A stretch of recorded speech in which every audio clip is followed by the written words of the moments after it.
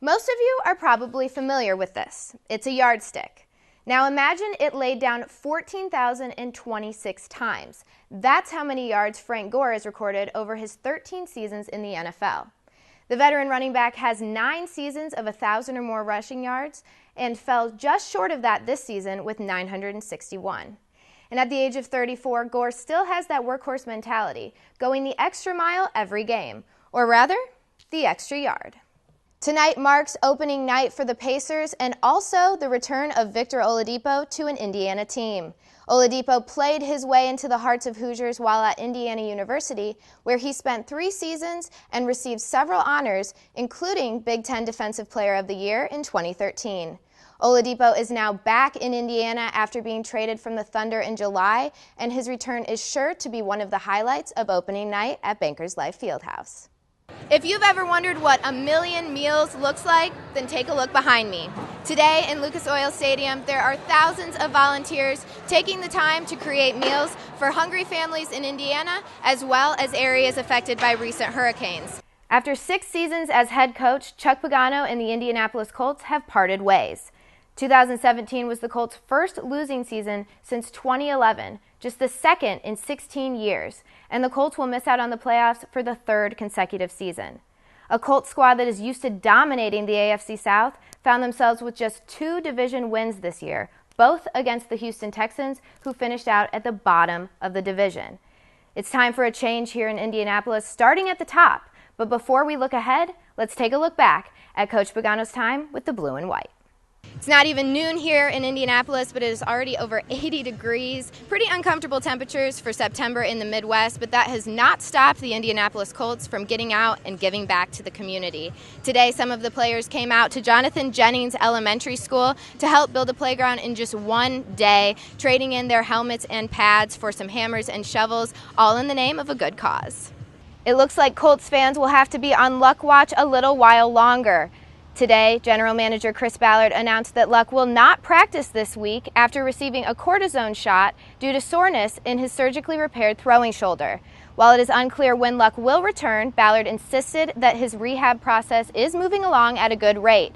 This news comes as Indianapolis sits at the bottom of the AFC South with a 2-4 record. On a roster that boasts rookie standouts like Malik Hooker on the defensive side, Colts rookie running back Marlon Mack is quickly making his presence known on the offense. The 4th-round draft pick had the best game of his career last week against the 49ers, tallying 9 carries for 91 yards and a touchdown. And now the Colts coaching staff is looking into how they can get the rookie even more touches. I think it'd be wise to try to find ways, to get him the football and get him more involved. I think that would have happened, by itself had he, been available the entire time. But it's good to have him back. It was great having him out there yesterday. As Matt continues to represent a tough matchup for opposing teams on the edge, his role on the Colts roster is certain to pick up momentum as well. The Colts annual 5K brings fans from all across the country to exercise and celebrate the start of the football season. And each one of those fans has a different reason for signing up. This year, we met a woman whose reason for running is both touching and inspirational. 3, 2, 1, go Colts! The annual Colts 5K brings fans from across the country to Indianapolis to celebrate the start of the football season and promote physical health. Participants have the chance to meet Colts alumni, Colts cheerleaders, and Blue during the event, and it is the only 5K that allows runners to finish on the 50-yard line of Lucas Oil Stadium.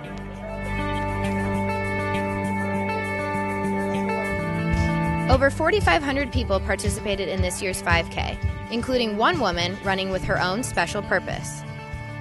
Shayna Chang is part of the I Run For organization, through which runners are paired with buddies who are physically unable to run themselves. In Shayna's case, a young boy named Matthew. He has a condition called Hunter syndrome, or also MPS II. His body can't break down sugar like normal people can. And so the sugar kind of builds up in his body and it affects his joints and his bones. He has trouble walking, so a lot of times he's in a wheelchair. He's also nonverbal due to the disease. He's nonverbal, and unfortunately it is also a degenerative and fatal disease.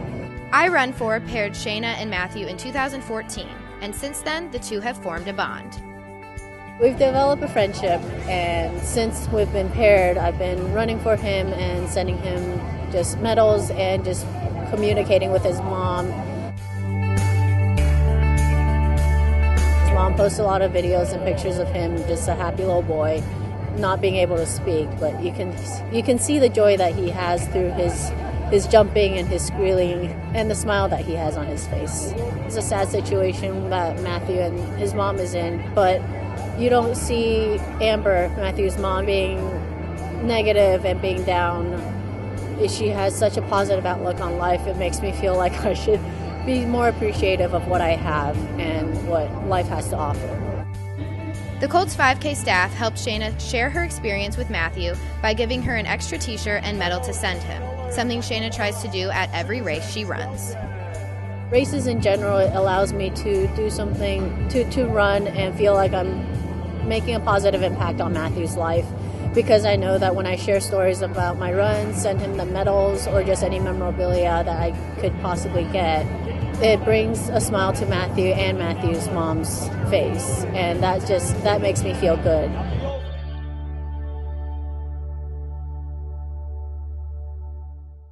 This week, the Colts honored 10 women for their past or current battle with breast cancer by giving them a day of pampering and relaxation. Among those women was Brooke Parks, whose diagnosis at a young age has not stopped her from remaining positive and hopeful. There's so much we can't control, but to know that we can do the next step. The next step. Those words have kept Brooke Parks in good spirits throughout her treatment for breast cancer, which she was diagnosed with this summer at the age of 36.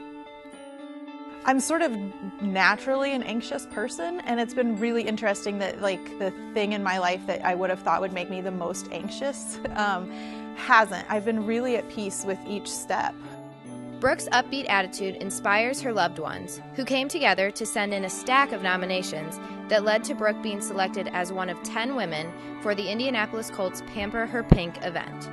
The Colts partner with Tyler Mason Salon and Spa for the event, giving the women, who are either currently battling breast cancer or have survived it, a day of pampering and relaxation to honor their fight.